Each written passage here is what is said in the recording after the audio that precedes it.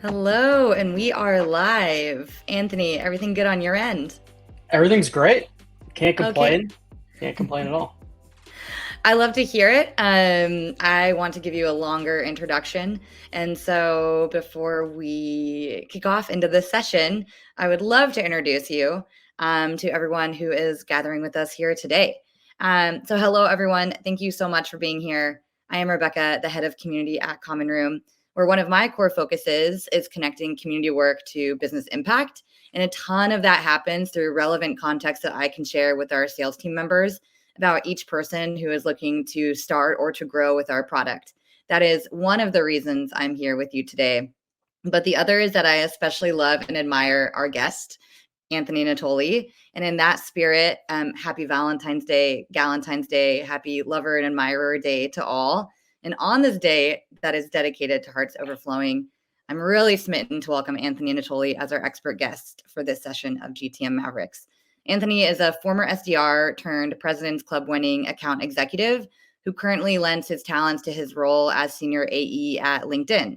And besides earning first, second, third, fourth, fifth, 100th calls, working through POCs, negotiations, and closing deals, Anthony is constantly sharing how to tactics for sellers to earn more business through a person first approach to sales or a human led approach to sales.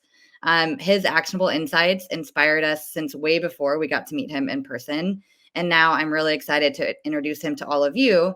That is, if you don't know Anthony already. So without further ado, hello, Anthony. Happy Valentine's Day. Any overflowing heart wishes you'd like to share with any of us before we kick off? Gosh, that was very nice. I appreciate the kind words. Probably the best intro that I've gotten on the events that I've been a part of. So I really appreciate it and excited to share the space with you today and the time.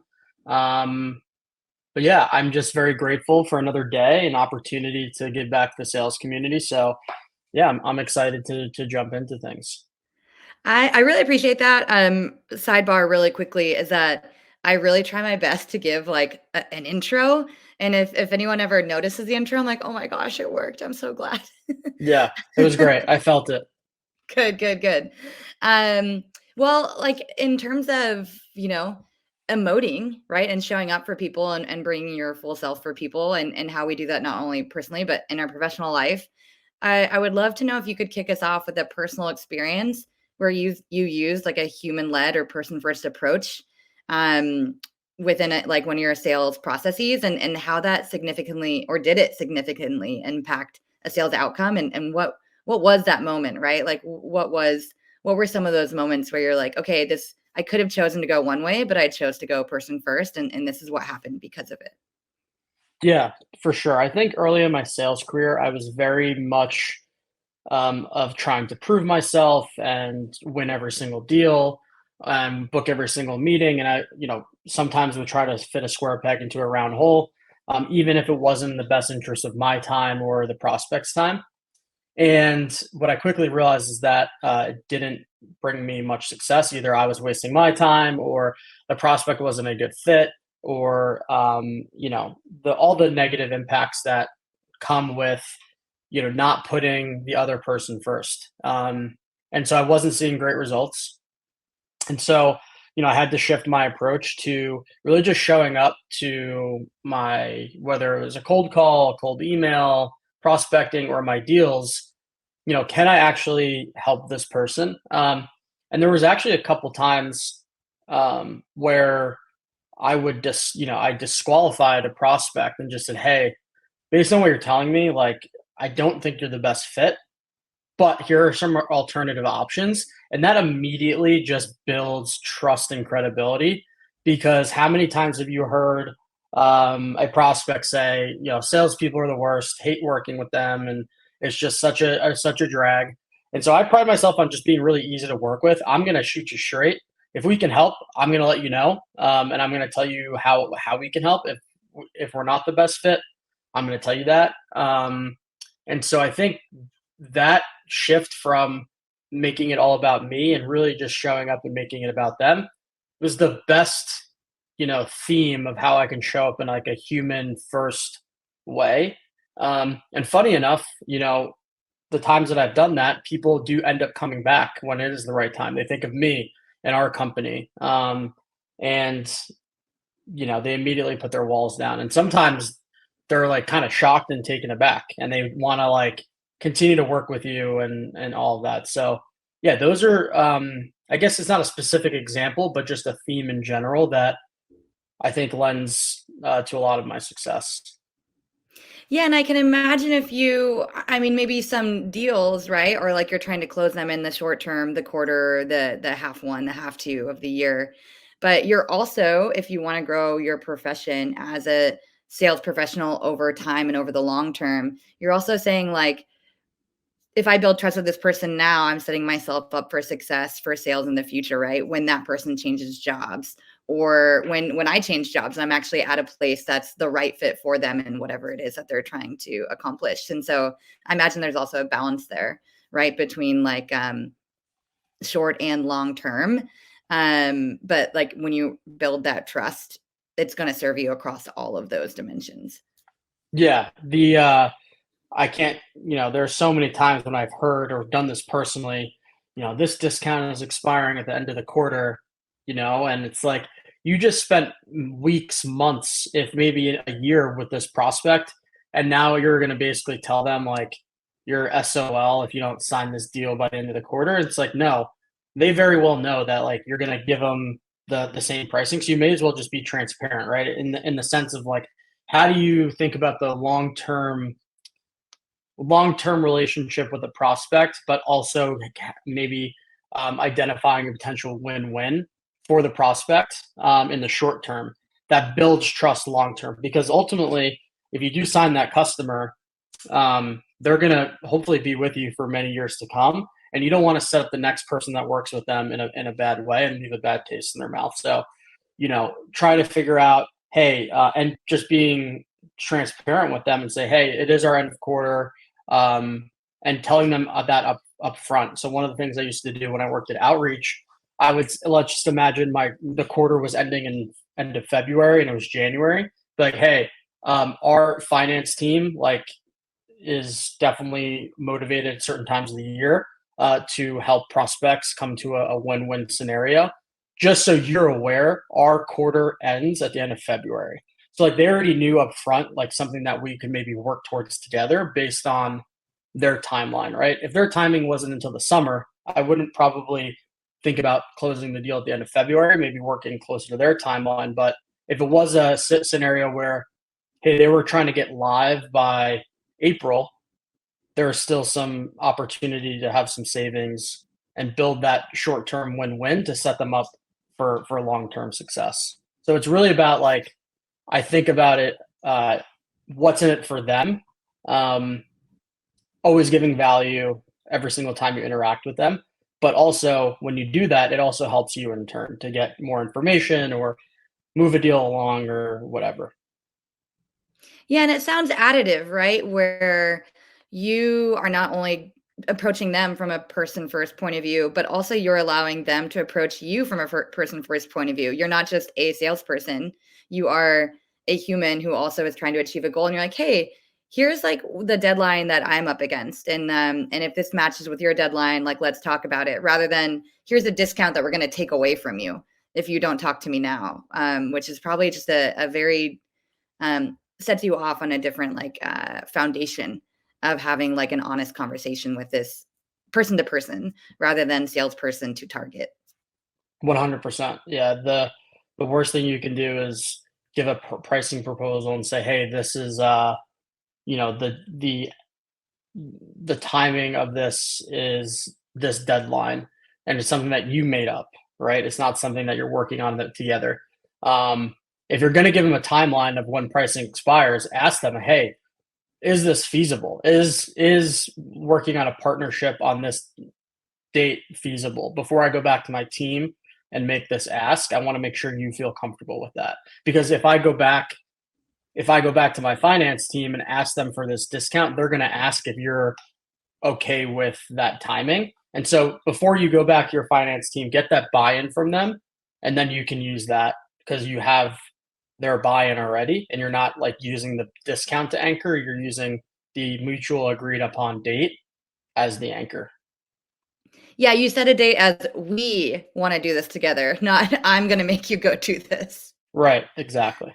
Yeah, turning it into a we, I imagine, is like now you're working on the same team. There's something I wanted to sort of dive a little bit deeper on before we move forward, was where you were like, "Hey, if your product, right, was not a good fit at the time for that prospect, and you would actually say, this might not be the best fit for you at your size or at your stage or at what you're looking to try to solve. Here are some alternatives." I imagine that, a good fit is also coming from a well-defined ICP or ideal customer profile or persona. And so I'm wondering if you have specific ways that you like to evaluate what a good fit is. Um, in terms of how you prioritize like the signals someone might give you, right? And the attributes that they have at their size or stage or funding or location, right? Or type of buyer or industry they're in, all those things. And so if you could walk us through a little bit how you would define what a well-defined ICP is. Because I imagine some folks are like, oh, I didn't think of that dimension. And maybe that's a dimensionality I need to add to make sure that I am um, value matching with the right person when we're having a conversation. Yeah. So I think of it as you have like your total addressable market of accounts that you can go after. And then you start segmenting those accounts based on industry, employee size. Some companies have strategic enterprise mid-market SMB. Some are verticalized of like financial services. All of that I think is like the baseline. But just because someone falls within your total addressable market doesn't necessarily make them a good fit right now. And so I'm a firm believer, and I just made a post on this on Monday, was like around the fact of like signal led prospecting. Because if you don't know who's actually interested in showing signs of engagement or intent or interest, you're going to just kind of throw things at the wall and hope they stick. And so for me, I like to look at very specific signals to give me some kind of indication and use them as a North Star of where I should be spending my time and with who I should be spending my time on. Because without that, you're kind of like shooting blanks in the dark, and it's a recipe for a spray and pray approach, which we all know in today's day and age with all the new mail inbox rules and prospects' phones being blown up more than ever is not the right approach. Like you're not going to be able to connect, and so you need to combine the signals that you're getting from different tools, whether it's like a job change or a recent funding, or if they're hiring for a specific role, and then leveraging that information to craft a relevant message that allows you to stand out versus something that shows that you just threw a bunch of prospects into a sequence and hit, go. Um, and so, I love using the different signals that are available to, make sure that I'm reaching prospects in a thoughtful way, because we all know that when we're prospecting someone, we're interrupting them. So we may as well try to create the best experience possible because that experience for them most times sucks. So the bar is very low to stand out. And I think one of the best ways to do that is to use signals to prioritize your list of accounts to tell you who you should be reaching out to and with what information you should be reaching out to with. So can you tell us, I know what you wrote in your Monday post because big follower, big fan, big admirer. But in some of those, like your favorite signals, can you break some of those down with us? Like and maybe there's like specific examples you want to use around like, hey, actually with this type of, persona within this account who just changed jobs, that's a different signal and person first, play or playbook that I would look to, rather than, if this person over here, I have these signals around them, and it's more based on like product usage or more based on interactions they've had on like social media and within a community channel. Are there different playbooks that you would use for each of these, and maybe how you balance out like how do you prioritize which signal matters most in that moment, because it's also time relevant, right? In that moment when you are thinking about talking to a prospect for the first time. Yeah, for sure. I'll give the example because there's a lot of examples, and we can dive into all of them, but we need a lot more time. Mm. But the one that comes to mind is job changes. I think there's a couple different types of job changes. Job change can mean a few different things. It could be a good thing. It also could be like a flag of, hey, should I be going after this account? If I was targeting CROs and then a CRO left the company, well, I'm probably not going to prioritize that account right now because I know that's the economic buyer in my account. That's going to be a struggle, right, to actually get that deal across the finish line. However, let's say a new CRO was hired at a company and they never used our product before. That's still a good sign for me because when a new executive comes into an organization, they're typically wanting to make an impact in the first 60, 90 days, and they're trying to drive change. There was a specific reason why they were brought into the organization. So, a play that I can run is thinking, hey, for the other companies that I've worked with when new CROs came on board, what were like the top 2 to 3 things that they're typically focused on in the first 60 or 90 days related to the problem that I can solve? And then I'm going to use that messaging to that new CRO that joined and say, hey, these are the 2 or 3 things that we hear CROs are most focused on. Here's a problem that we see CROs running into based on the situation you're walking into. This is how we've helped. And then that's the approach for that type of play. And then the third example would be you've got a power user from a customer that just joined one of your prospect accounts. This one, while seemingly a no-brainer, can very easily be messed up because if you just come out of the blue and say, hey, saw you were a user at your last company, like want to take a meeting, I think there's a different and more thoughtful approach that doesn't feel as transactional. It's like, hey, I saw you were a user, now take a meeting with me. You should identify who worked with that person at your company, see if they have a good relationship, and maybe have them intro you or send them something and say, hey, I know that you're only a month into the role. Once you get settled, would love to chat and see if X, Y, and Z tool could also be a fit at your new organization. So there's all these different signals, but they're not doesn't because someone joins a company doesn't mean that like you're automatically going to get a meeting. You have to adjust your messaging to meet that person where they're at based on the signal. Um, if I was at a company where we had a Slack community and there were starting to be signals that were used, I wouldn't just say, hey, saw you posted this thing, want to take a meeting. It's like, hey, I saw you posted this thing, here's more information about it, or did you find what you were looking for, or did you have any more additional questions? It's kind of like I also made a post about this the other week. It's kind of like reading the room, you know. You need to like have some level of EQ when you're reaching out to prospects. Some are ready for a meeting, some are not, but it doesn't mean that you shouldn't reach out to them. It just means you should reach out to them in a more thoughtful way. And these signals should drive your messaging, right? They shouldn't be a sign of, okay, I'm going to go try to book a meeting automatically. It should be a signal to say, hey, I should prioritize this account. I should look into it a bit more. And then I should read the room and understand, like, where do I take this conversation from here? So that would be like my thought process and a couple of specific examples.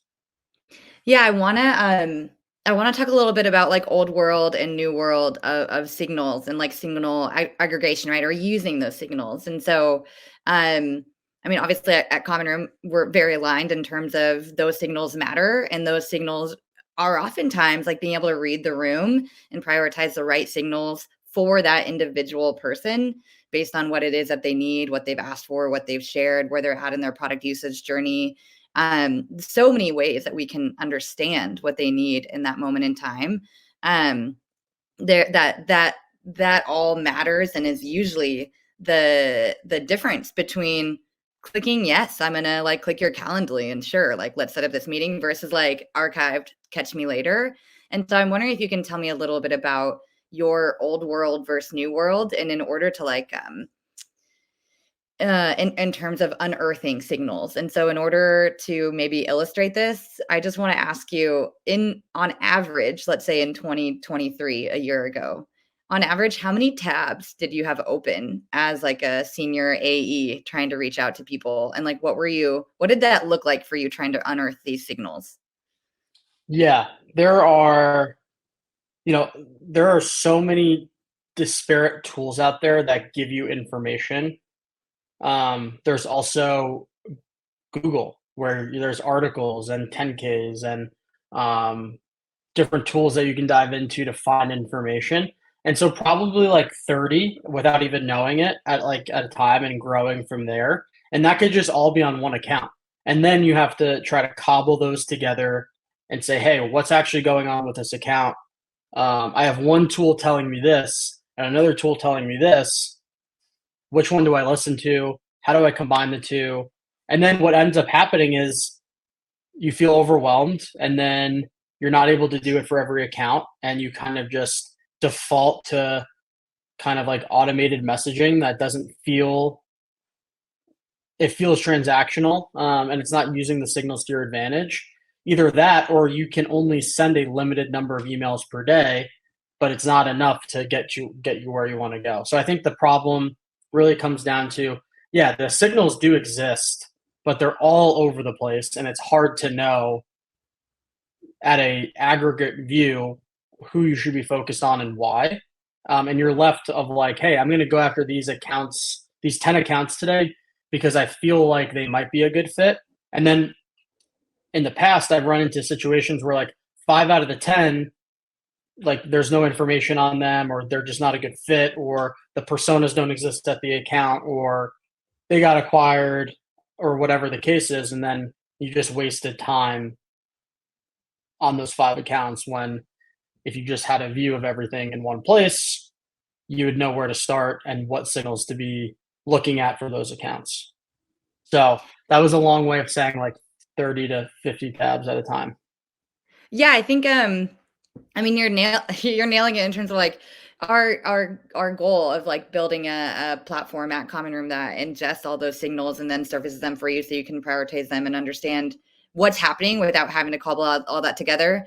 Our mission statement wasn't like allow people to have less tabs open, but that was the like visceral pain that when we would see what sales teams were trying to do, we were like, that's not necessarily that we're not saying we're going to solve your tabs. We're saying we're going to solve this pain represented by these tabs.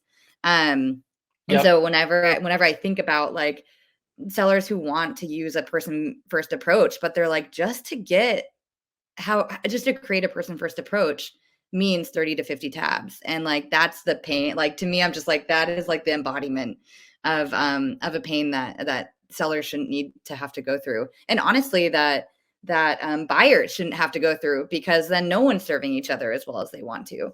Um, and so I'm wondering now, as tools and platforms that are coming on to the market where those like signals are aggregated for you, right? And how do you, and I still, now it's like there's still a person level approach that has to happen. And so um now you have all these signals in one place and you can, slice and dice based on what is best, or you can even go splunking if you needed to using filters and organizations and account level data, drilling down to the person. And so there's all these ways you can look at an account and a person within it.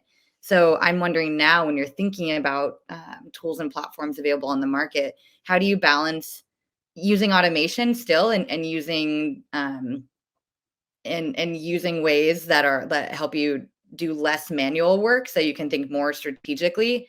But how do you balance stuff like automation and enrolling people in sequences, and like being like, okay, this is a basic fit with more personal touches? Like how do you know when to go in and manually change that outreach sequence or that Apollo sequence versus like sending someone directly into a sequence being like, I think this is fine, let's just get started here?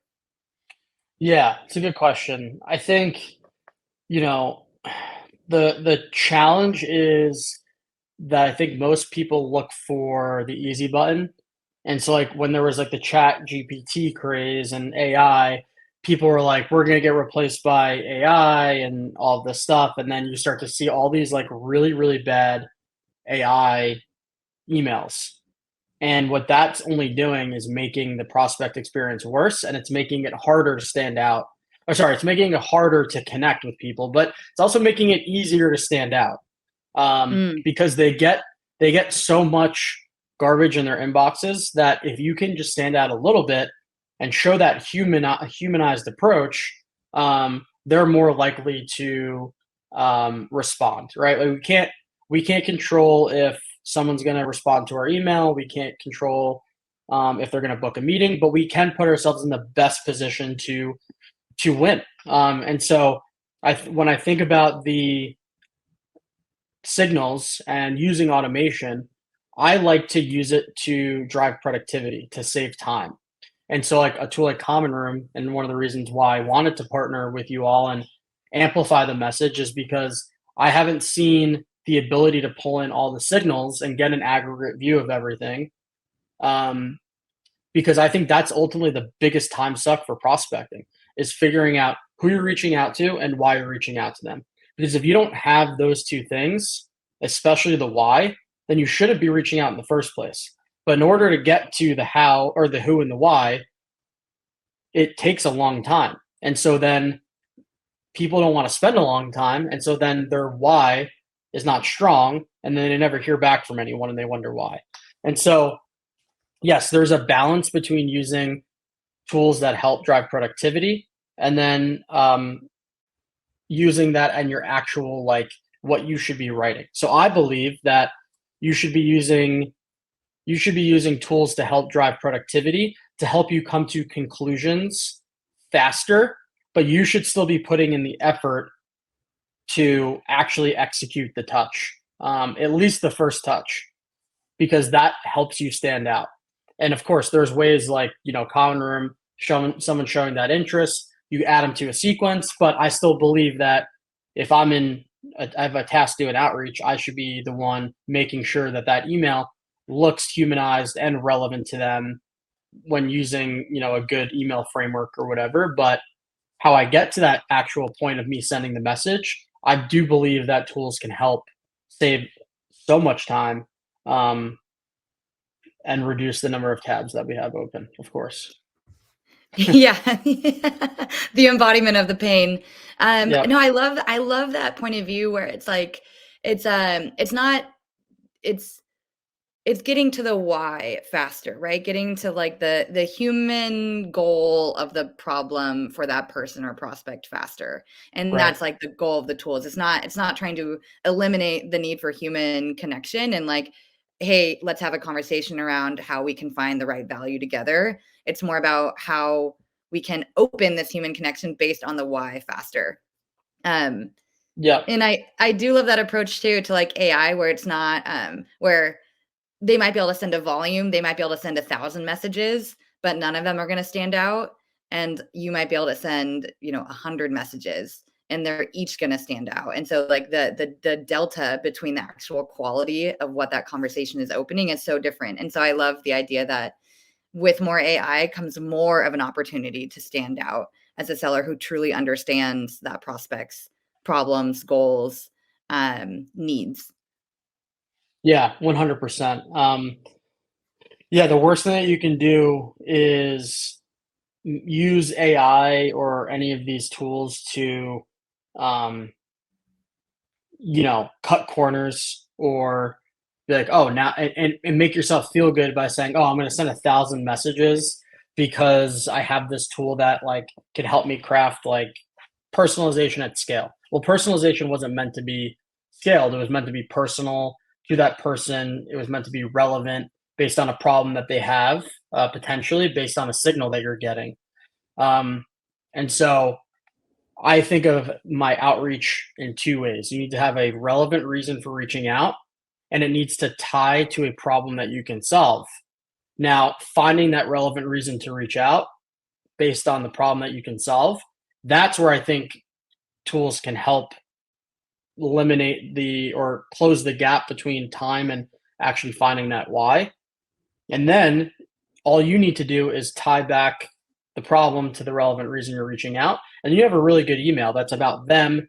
You're making an educated hypothesis of what may be going on, and you put yourself again in the best chance to get a response from them because it's about some kind of observation you saw based on a signal tied to a problem that you can potentially solve based on that signal.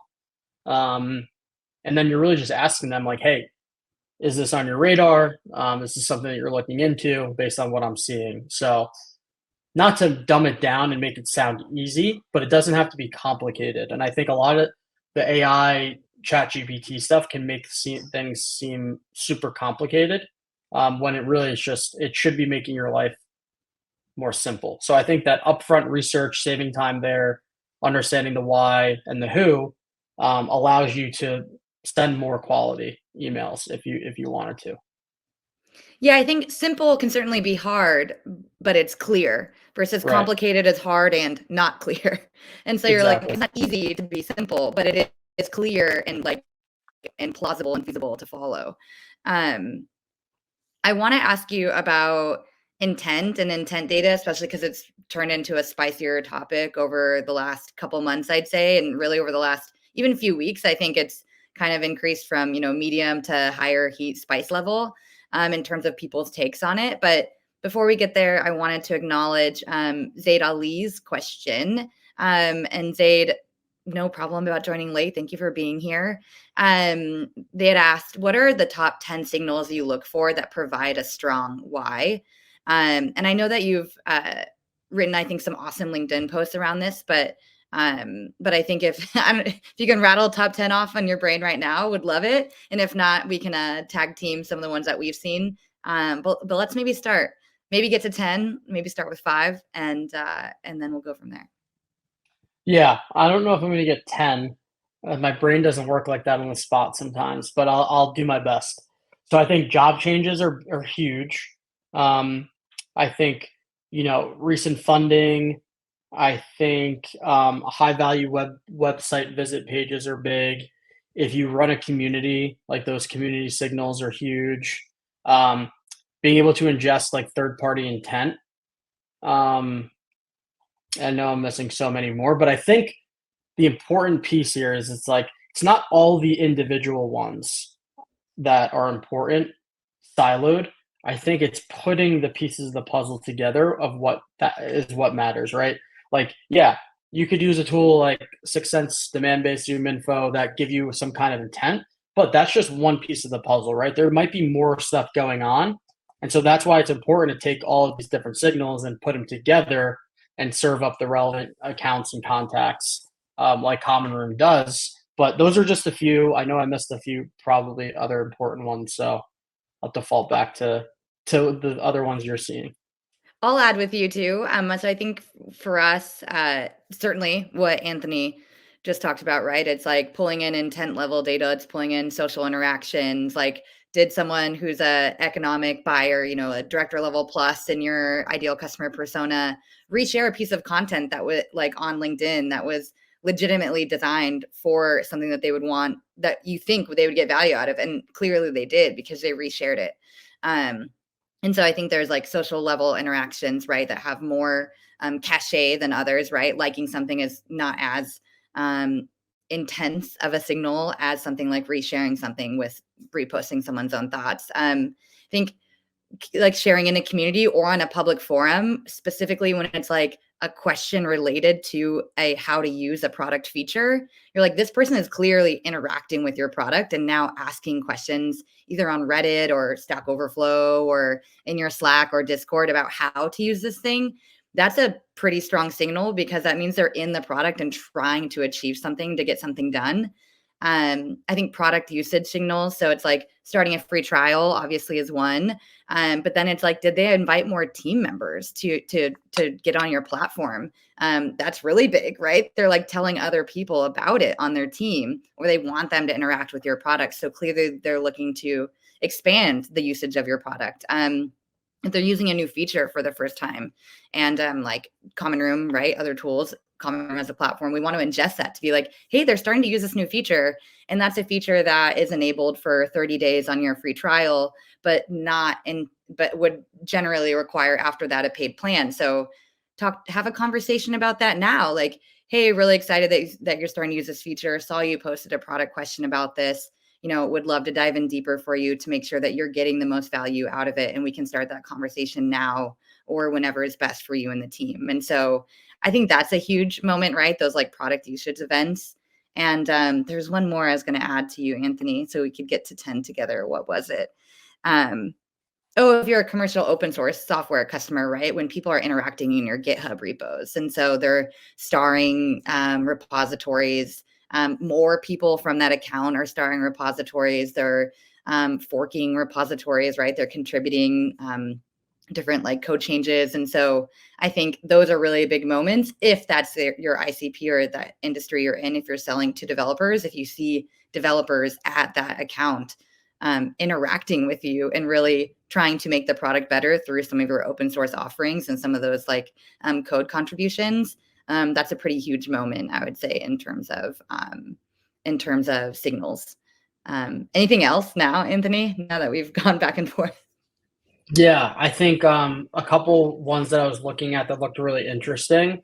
Um, like Zendesk creating tickets on Reddit. Yes. If the ones that you follow are talking about a product or feature discussion. Like I was just thinking about my last company, QA Wolf. They sell to developers, so like there's a ton of that like offline conversation going on. So like that could be a great fit.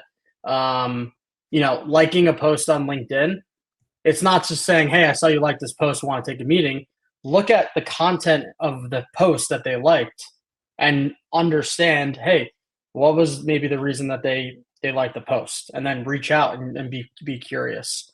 So again, back to my original point, it's using these signals as a north star of what you should be saying, because imagine just having one piece of the puzzle. You may be missing out on all these other conversations that are going on. And these signals are the buyer's journey. Like they're doing their research. This is the I don't know what the recent stat is, but when I sold demand base, it was like 70% of the buyer's journey is done anonymously.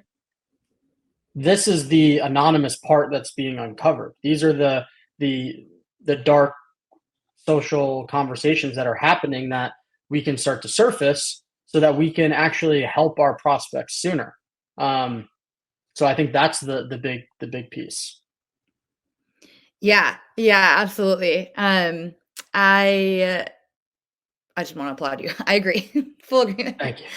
Um, So I did want to get to this idea about intent data, right? I would say in the last few weeks, or a couple months, right? People are like, okay, intent data is not enough alone. Yes. Intent data is a great signal, as you had just talked about, but just by itself, if all I'm pulling in is if all I know is that you visited my pricing page, but I don't know anything else about the context of where you're at in your buyer journey or your assessment journey, then that's not going to be super useful, or that's useful in a way, but it's not enough utility likely to like really earn that call or that meeting. And so I'm wondering, A, what you think about that. I would say this is me reflecting what I've seen people in the market talking about, but maybe you're like, actually, no, the market, I think we're a little off. So I'm curious how you feel about the efficacy or effectiveness of intent data, and then how you think it can or should be combined with other pieces of data, and how you use it to personalize your outreach. So like, where does it give you the most benefit, and then where do you need to add or combine it with other things to really get people over the line to see the value in taking a call with you? Yeah. So this type of intent I think we're referring to is like third party intent, which is like, your sixth sense, your demand base, Zoom info, which is like intent based on what people are maybe researching in terms of articles on the internet. So let's imagine I worked at Apple and someone was like research, or let's just say I worked at the Google Cloud, and someone was researching cloud solutions, or maybe some of my competitors. Tools like that can surface up some of those insights. But where it gets tricky is like, what is the efficacy of that? Like, how accurate is it? Is it a individual contributor that works at your competitor that's researching your solution, or is it an individual contributor who's not a buyer, is maybe doing personal research, right? So that one signal, while could be helpful, does not give you the full picture. So like just because you invest in a tool like that doesn't mean that like it's going to be a magic bullet or silver bullet or anything like that. I think it's helpful as a north star to help you prioritize. What I think is even more helpful to me is like the first party intent, which is like your website visits, and because they can tell you like where the person's coming from, and um, if they filled out a form before, they can tell you, you can say who that person is. Um, but I think where intent data starts to become amplified is when you start to combine it with other signals, because that could be the intent. The third party intent could be the initial signal, and then you go deeper and see what's going on within that account. But if all you do is say, hey, or all you do is look at, hey, 6 cents demand base told me that this account was in market. Well, the only data they're really telling you is that third party piece. It's missing all the other stuff. So it's giving you one piece of the puzzle. Again, you need to take it a step further and start to ingest all the other informations like job changes and content interactions. Have they signed up for a newsletter? Are they talking about, are they following your competitors on Twitter or X or whatever? So like there's so many other things that I think could be helpful, to get the full picture. Because I agree, like just third party intent or just job change information does not give you the full picture. And in today's day and age, you need the full picture before you reach out to someone because you need to be educated on what's going on in their world. Yeah, it gets to that magic of legitimately that person first view, that person based selling, that human led selling that you teach us so often about. So we have a couple minutes left. I want to highlight a few more questions. But before I do, you had said something. I think you said when you were at Demand Base, was it Demand or QA Wolf, where it was like 70% of the like buyer's journey, let's say, happens in sort of like dark social channels or channels that you're not capturing signals from. I think it was McKinsey and Company that recently released a report, or maybe 6 months ago now, where they reported that 95% is now happening outside of any conversation with the sales rep. And so really it's like you sales folks have 5% of your potential buyer of your prospect's time, and 95% has been happening in other channels. So like you best be understanding that 95% because it's out there. They're sharing the signals. It's public, right? You can know what they need and what they want. And so I imagine when you have 5% of their time, it becomes even more imperative that you're really approaching them from what they need in that moment of their journey. Okay, so Zaid had a follow-up who had asked about the 10 signals. This one, they ask, I saw, it seems like it's an equation. I saw X and wanted to reach out about Y, where Y is your product or service and Y is related to the X for the best way to create something relevant for them. Any thoughts on this, or is any additions, or is that the right, let's say, beginner template? Or if you were gonna name like a beginner opener template, how might you name that? How might you Yeah. Yeah, I would I would ditch the part where you say X means your product or service because they don't care about that yet. But what you can replace X with is the problem related with your observation. So it could be like, hey, saw you were hiring 5 new SDRs. Usually, when that's the case, this is the problem that people like you run into. And then sharing how you solved that problem and then asking them if that's relevant. So that's how I would approach it. The signal, problem related to that signal based on the customers you already work with. Um, and then sharing how you've solved that problem before. Because the observation or the signal should be used to connect to a problem based on that signal, typically. Yeah, I love that. You're like, oh, you get me. This is a problem I'm trying to solve. You're not trying to sell me a tool I haven't heard yet about solving that problem. Yeah. Um, Yep. Thank you for reframing that. Yeah, that's Of awesome. course. Zaid, I hope that's helpful. Jacob Thomas asks, what are some tools you use to learn about the prospect before you reach out to them? And what are the mandatory tabs? Name all 50 that you used to have open while you reach out to them. Yeah, so obviously a huge shout to Common Room for combining all of these signals, but Thank you. um, the different, let me just make sure I'm reading this right, to learn about prospects. Yeah, because Common Room can ingest a lot of this, but I think some of my best signals come from just articles and Google News and just like that's one thing I think is still important is like if you're reaching out to a company, make sure you just do a quick Google search. Sales Nav is great for building different lists, and can give you some good data. There's I'm trying to think of the free ones because if you're in a BDR, you can't just go out and buy them. But like, there's a lot of I think free tools that can help you pull in the data. But like, follow your prospects on Twitter. Go into Reddit groups around your product, and see what the conversations are like going on there. Um, the mandatory tabs that I have open are usually you know Common Room. I'll have LinkedIn open. I'll have my Google News open. Um, and really, my goal is I'm trying to spend like 10 minutes or less per account to find one reason why to reach out to the account. Like all I need is one good little nugget. And usually it doesn't take that long to find it if I have the right tools in place. Hope that was helpful. I was trying to give an answer where you don't have to like go spend a ton of money because you shouldn't. There's free tools out there that can help you combine a lot of the stuff that you're doing.